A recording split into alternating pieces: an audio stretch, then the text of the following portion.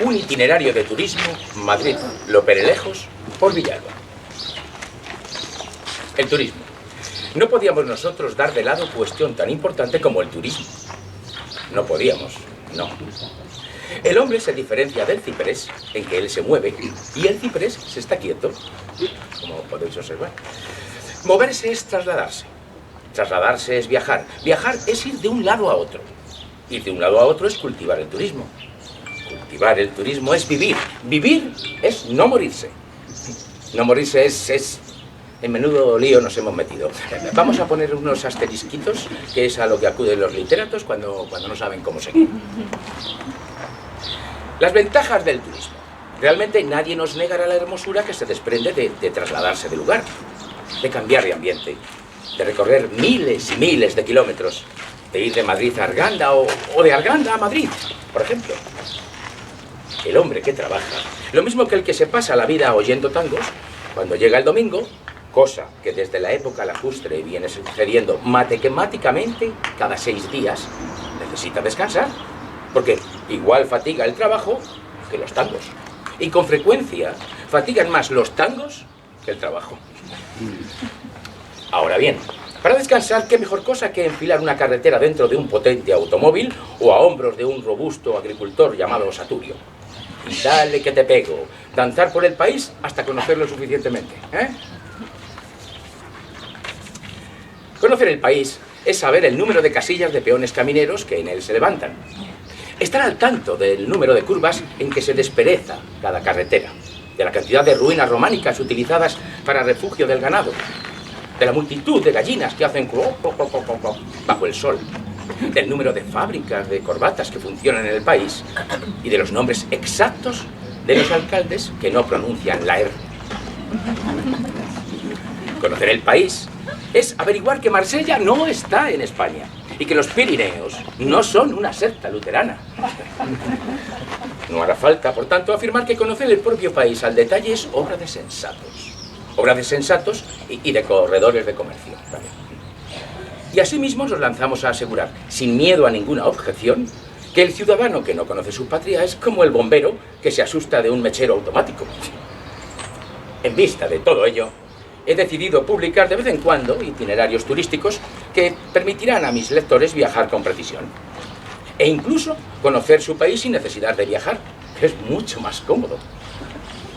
Véase el itinerario Madrid-Loperelejos, primero de la serie que divulgo hoy. Loperelejos. Loperelejos es una bonita villa que se halla a la derecha de la carretera, junto a una higuera provista de raíces, tronco y extremidades. La historia de Loperelejos no cabría en este libro. Bastará con decir que se supone fundada en el siglo XI por Argamurdo II, rey godo español que no llegó a reinar en España. Pero que si hubiera reinado, bueno, habría tenido un gran éxito combatiendo en su tiempo con los moros. La fundación de Loperelejos fue sencilla. Parece ser que Argamurdo II llegó a aquellos parajes una tarde de agosto persiguiendo una liebre. Por esta fecha, año 1080, Loperelejos no existía. De haber existido ya entonces, Argamurdo II se hubiese encontrado ante la imposibilidad de fundarla. Y en aquel día solo se veía allí la higuera mencionada antes y un bar, propiedad de cierto individuo llamado Emiliano. El rey se detuvo a tomar algo en el bar y entró en el local, comentando con un cortesano los incidentes de la caza de la liebre que le habían arrastrado hasta tales parajes. Solo teniendo en cuenta estas circunstancias, de estar hablando de la caza de la liebre, se explica el que cuando el dueño del bar preguntó lo que deseaba, el rey dijese: "Quiero cazalla". Cosa absurda, en una época en que efectivamente se cazaban liebres, pero en cambio pues no se le había aguardiente todavía. Claro, en vista de ello, el dueño del bar se apresuró a inventar el aguardiente y Argamurdo II, en recompensa, fundó lo que hoy es Villa Loperelejos. Para fundarla hizo lo que se hace siempre en estos casos: exclamar al subir al caballo: "Que funden aquí una ciudad", y picar espuelas esfumándose en el horizonte. Desde entonces, Loperelejos ha prosperado de un modo brutal. Sus industrias, entre las que se encuentran el secado de higos, la fabricación de armas de cría para niños pálidos, perdón, amas de cría para niños pálidos, y la construcción de máquinas de cortar pestañas, florecen denodadamente. El comercio es tan activo como un veneno indio, y únicamente la agricultura está por los suelos. En cambio, el arte tiene en Loperelejos una representación tan importante que, sin dudar, afirmamos que más de una representación es un estreno. Su iglesia románica, por sus 4 costados, sin olvidar el costado de poniente, que da frente a la casa del señor Eusebio, constituye una joya inapreciable. Una superproducción soberbia. También tira de espaldas la casa llamada del Hijo d'Algo, cuya fachada de piedra pómez es famosa en el mundo entero y le limpia a uno el traje con solo recostarse en ella. Muestras de arte puro en Loperelejos son también el Casino de la Amistad Excesiva, edificio provisto de 13 ventanas donde se juega al mus los viernes. Y las murallas, 6 centímetros más altas que un alabardero y de una longitud tal, atentos, que 2 vecinos que intentaron recorrerlas en toda su extensión en 1612 no han vuelto todavía. Aunque se les espera para la semana entrante por el extremo opuesto al que partieron, claro. El clima de Loperelejos es ideal para ancianos, niños, enfermos y literatos, y su paisaje, de 4 a 6 de la mañana, es de égloga. Únase a todo esto, que carece de ferrocarril, el cual siempre es una molestia para el turista, la verdad. Que sus habitantes son hospitalarios, sus vacas modestas, su ayuntamiento circunspecto, su farmacia nutrida, sus aguas líquidas, sus alimentos sólidos y su arbolado frondoso. Lo que hace que allí, como en Andalucía, tenga buena sombra todo el mundo, ¿no? Y se comprenderá que Loperelejos sea el primer itinerario de turismo que me honro ofreciéndolo a mis lectores. ¿Cómo se va a Loperelejos? En el caso de que se haya resuelto ir a Loperelejos en automóvil, lo primero que le hace falta al turista es el automóvil, y además de este debe llevar también un burro, un carrito de mano, una cabra y una patineta.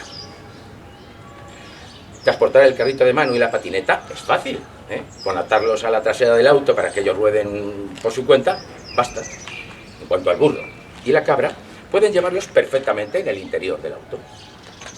Provisto el auto de gasolina, valvulina, aceite, etcétera, etcétera, no queda ya sino poner en marcha el motor, meterle a primera velocidad, levantar el pie del embrague y salir pitando. Enfilando la carretera de La Coruña, a los pocos kilómetros se llega a la Cuesta de las Perdices. Aquí puede tomarse un percurso. Nos ponemos de nuevo en marcha y pasamos las ciudades espléndidas. El Plantío, Las Matas, Torrelodones, en fin. Un apretoncito más y estamos en Villalba, la antigua Nueva York de los romanos, con su típica jabonería, su estación de ferrocarril atribuida a Almanzor y su estanco, fundado por la arrendataria esposa de Alfonso VI. En Villalba, la carretera se bifurca. Una rama se dirige hacia Guadarrama, por lo que suele llamársele a esta rama de Guada, y la otra rama a Navacerrada. Seguimos por esta segunda rama 6 kilómetros más, y ya, en plena sierra, torcemos a la derecha monte arriba. Es el momento en que comprendemos que el automóvil no nos sirve para nada. Entonces, recurrimos al burro. Montamos en él, llevando a la grupa el carrito de mano, debajo de un brazo la patineta y debajo del otro la cabra. Bueno. Y así remontamos sierra por espacio de 16 horas. Sí. Hasta llegar a un pico llamado Pico del Albañil. Allí nace un sendero estrecho y sinuoso, ideal para el carrito de mano. De suerte que bajamos el carrito, lo enganchamos al burro y o bien hacemos que el carro tire del burro o que el burro tire del carro. Eso ya es a elegir. 8 días de marcha, trepateante por el sendero, nos conduce a la laguna de los Pipiolos. Pintoresquísimo lugar, plagado de pinos y saltamontes. Ahora hay que recurrir a la patineta. Cojámosla con ambas manos, subámonos a su bien barnizada tabla y Dejémonos deslizar monte abajo durante 11 horas de 60 minutos. Unas veces la patineta llega antes que nosotros. Otras veces nosotros antes que la patineta. Llegamos al Valle del Cuqui, de vegetación espléndida, como un reloj de pared.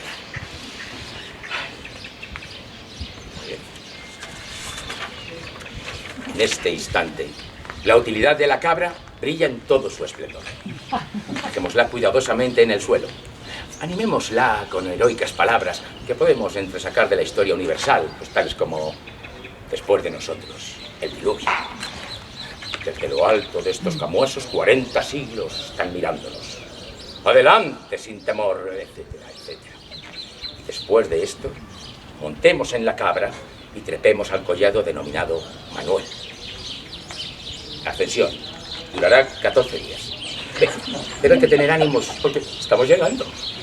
En efecto, a la madrugada del día 14 veremos una carretera, una higuera, un grupo de casas, unas murallas. Estamos en lo lejos. El viaje ha terminado. Y bueno, y ahora podemos quedarnos allí o volvernos a Madrid o pegarnos un tiro. Ya da igual, pero nuestro itinerario se ha cumplido.